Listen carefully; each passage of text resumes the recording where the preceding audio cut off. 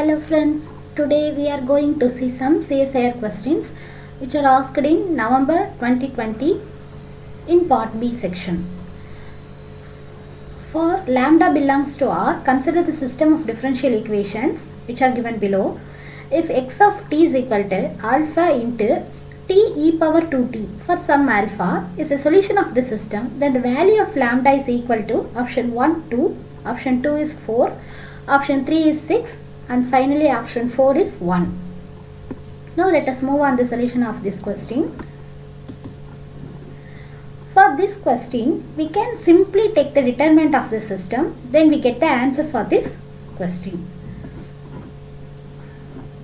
This is the matrix and we take the determinant value, then we get the value for lambda is equal to 2. So the option is A. A is correct for this question. Next question. Consider the following linear LPP maximize 4x plus 5y subject to the constraints 2x plus 3y less than or equal to 14, x plus 2y less than or equal to 19, x plus y less than or equal to 6. What is the optimal value of this objective function? Option 1 is 24, option 2 is 26, option 3 is 27 and option 4 is 25. Given maximize z is equal to 4x plus 5y and subject to the following constraints. If we take first constraints, when x is equal to 0, then the value of y is equal to 4.67. So 0, 4.67 is 1 point. If we take y is equal to 0, then x is equal to, we get the value for x is equal to 7. So 7, 0 is the another point for first constraint. Similarly, 0, 4.5 and 9, 0 for the second constraints and 0, 6 and 6, 0 for the third constraints.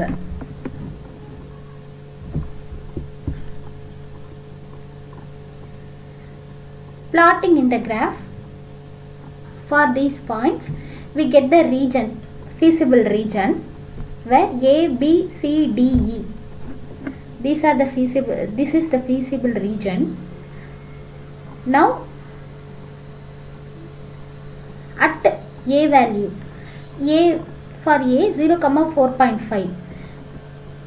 If we put the value for value in Z, we get the value 22.5. If we get the value of B, if we put the value of B in Z, then we get the value 24. Similarly, C, D, E, we get the values for 26, 24, 0.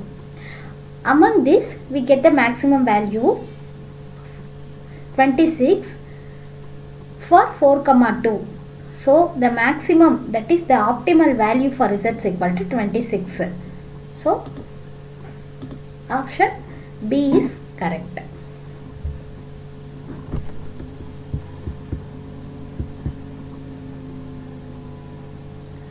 Next question.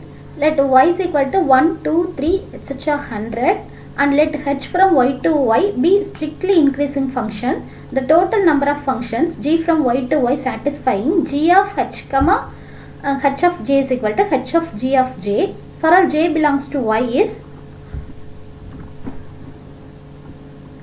first option is 0, second one is 100 factorial, third one is 100 power 100 and fourth one is 100 power 98.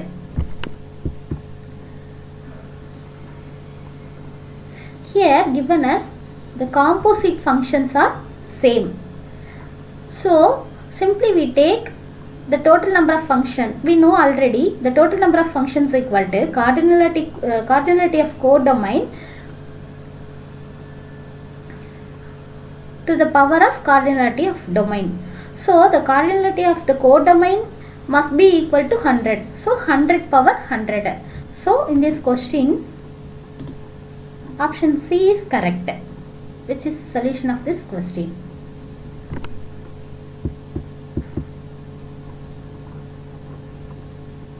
Next question. Let S is equal to u1, u2, etc. uk be a subset of non-zero vectors from R power n. Now consider the two statements given below. If S is linearly independent set in R power n, then uk is a linear combination of u1, u2, etc. u power k minus 1. Statement 2. If S is linearly independent set in R power n, then k less than n.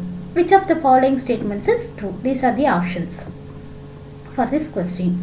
Now let us move on the solution for this question.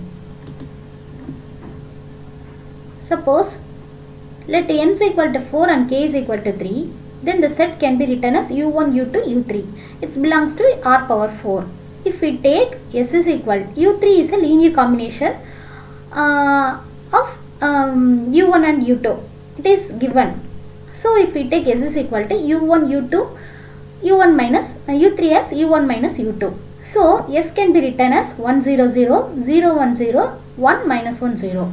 Now taking the determinant value of S, we are getting determinant S is equal to 0.